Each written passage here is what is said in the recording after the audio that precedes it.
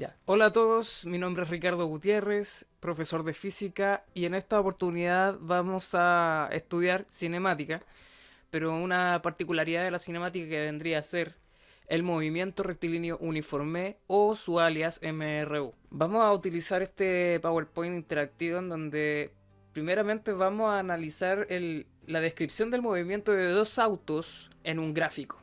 Vamos a hacer cuenta que tengo dos automóviles en donde van a hacer una competencia. Y para eso tenemos una pista que vendría a ser una regla en este caso, de 15 centímetros, pero vamos a hacer cuenta que son 15 metros. Entonces tengo un auto A que es rojo y el auto B que es verde. Vamos a ver qué pasa con el gráfico a medida que se mueven. Ahí está. Vemos que el auto rojo llegó a una posición de 6 metros. Y en el gráfico podemos ver cómo se traza la línea recta desde el 0 hasta el 6. Y esa inclinación está dada ¿por qué? Porque el auto llegó hasta 6 metros, pero en 5 segundos. En cambio el auto verde llegó hasta los 4 metros, pero en 5 segundos. Por lo tanto, su pendiente o la inclinación del auto verde es más horizontal que la del auto rojo. Con esto nosotros podemos demostrar empíricamente y gráficamente un movimiento rectilíneo uniforme. Hay que tener algunas particularidades con este tipo de movimiento. Tenemos que considerar de que son tipos de movimiento en línea recta y con velocidad constante. Es decir, si la velocidad llegase a cambiar, ya no estaríamos hablando de movimiento rectilíneo uniforme. Por lo tanto, estaríamos hablando de una aceleración que lo tendríamos que ver en otra clase para hablar de aquello. Lo importante del gráfico de posición versus tiempo, como lo que tenemos acá, es que hay que considerar de que el tiempo va en el eje X y la cantidad de metros o posición está en el eje Y. Nos va a ir dando una cierta información de cómo se va comportando este movimiento. Vamos a ver las ecuaciones de velocidad. En este caso, la velocidad se puede calcular como cambio de posición, porque eso es un movimiento, un cambio de posición durante el tiempo. Mientras menos se demore ese cambio de posición o menor sea su tiempo, vamos a tener una velocidad mayor. Es como si yo hiciera una carrera con Usain Bolt. Yo sé que soy más lento que Usain Bolt, él es más rápido, tiene el récord mundial de velocidad. Por lo tanto, si hacemos una carrera de 100 metros, es probable, de hecho es muy probable de que él se demore menos que yo. Por lo tanto,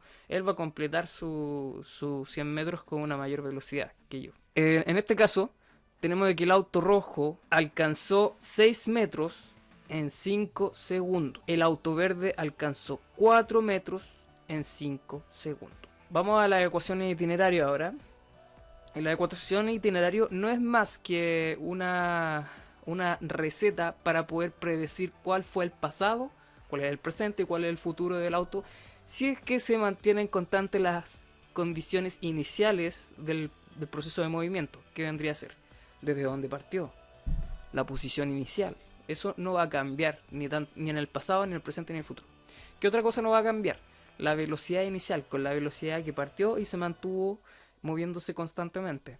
Lo que sí puede cambiar durante el movimiento de un cuerpo es el tiempo y la posición que va teniendo este cuerpo a medida que avanza, ¿cierto? Por lo tanto, en una ecuación itinerario, que nosotros la podemos expresar como posición final, es igual a posición inicial más velocidad inicial por el tiempo, solamente podríamos dejar como incógnita al tiempo y a la posición final. ¿Por qué? Porque para cada valor que tome t va a haber un valor para xf que vendría a ser la posición final. A medida que aumenta t, aumenta también la posición final, se va alejando del origen del cuerpo, como lo vemos aquí en el gráfico. Para el auto A, entonces, ahí tenemos nuestra ecuación itinerario, y para el auto rojo tenemos nuestra ecuación itinerario también, que vendría a ser posición final es igual a 6 quintos por t. Ahora el término de posición inicial es 0, no está, por lo tanto solamente nos quedamos con 6 quintos t, y para el caso del auto verde, la posición inicial también es 0, los dos partieron del origen, por lo tanto 4 quintos t.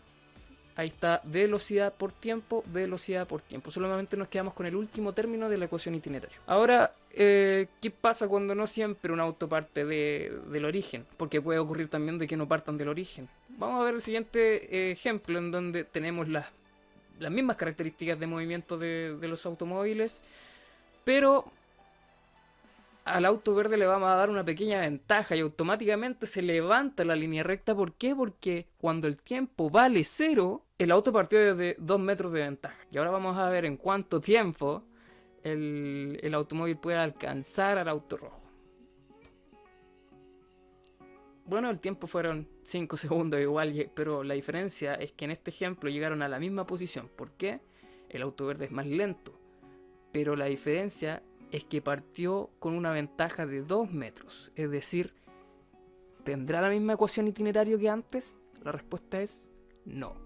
Algo cambió, ¿cierto? Tenemos que agregarle un término más.